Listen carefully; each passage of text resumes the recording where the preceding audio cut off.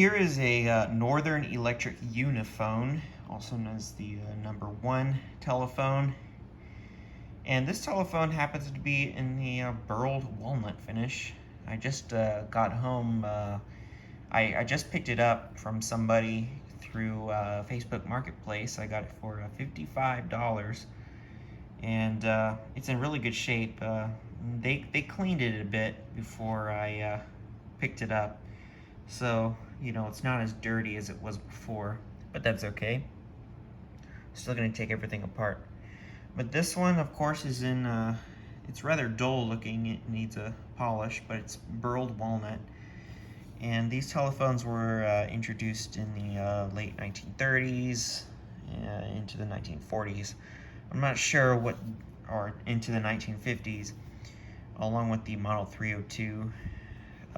This was sold through independent phone companies, not through Bell System. So this was an independent company telephone, not for Bell Canada, not for the Bell System here in the States.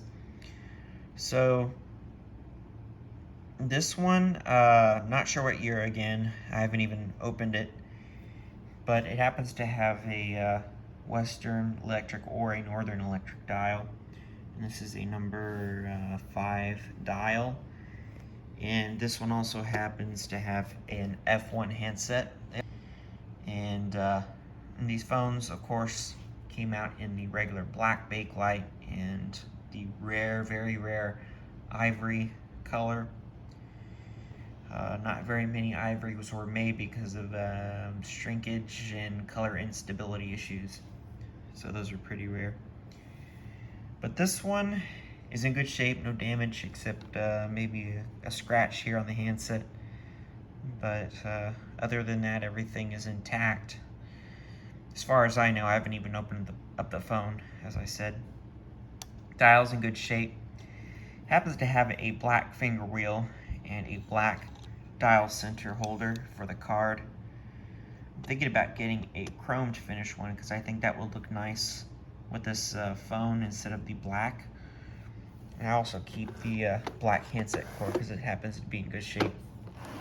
We got a yellow line cord for the moment. I'm definitely going to get rid of that one from this telephone. I got a yellow Princess telephone that needs a yellow line cord, so I'll probably use it on that one. I'll get something different. No damage on the phone. These telephones actually had varied parts depending on what the central office needed. So this one happens to have a Western Electric #5 dial. These were also fitted with automatic electric dials, as well as the Siemens GPO slipping cam dials, depending on what, of course, the telephone company required for their central office. So this telephone is practically a Model 302, only in a different housing. So it's going to have, your typical components inside that are found in a Western Electric or a Northern Electric 302, with, of course, the variations of the dials. So this one happens to have, again, a #5 dial. Let's go ahead and take a look at the phone. It's in very good shape, as I said. This one is Northern Electric, made in Canada, F1 handset. And we also have the same I know it's upside down, but it's Northern Electric, made in Canada. I'll give you a closer look at the dial. Nothing different with the #5 dial, with the exception of, it's gonna need an oiling, of course. And there's something they stuck on here. Let's pull it off. It's just a stick-on thing here. It's not even a number card in the dial, so we can just rip that off and start over with that. Let's see, the bottom. The feet are in good shape. There's no ripping. Just normal wear and tear for the leather feet. Let's see, we got #1. This is a #1 telephone, as known as a Uniphone. And I know these phones served as a replacement, at least the dialless ones that replaced the candlestick telephones for the modern type of telephone. So the ones that replaced the candlesticks didn't have a dial.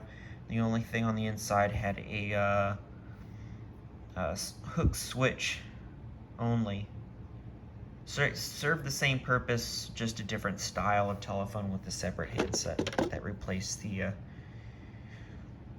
candlestick telephones. So yeah,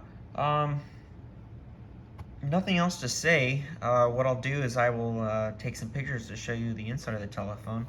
I'm very lucky to be able to find one of these. I know the light in this room doesn't do it justice, and of course it's dull finish, it's worn out finish, doesn't give it justice either. So what I'll do is I'm gonna, give some heavy elbow grease and polish up this phone real well, and I think it'll look really nice afterward.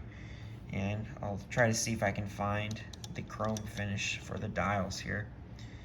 So yeah, what we'll do then is have some pictures at the end of the inside of the phone. So we'll find out what year it is and have a look at the internal components.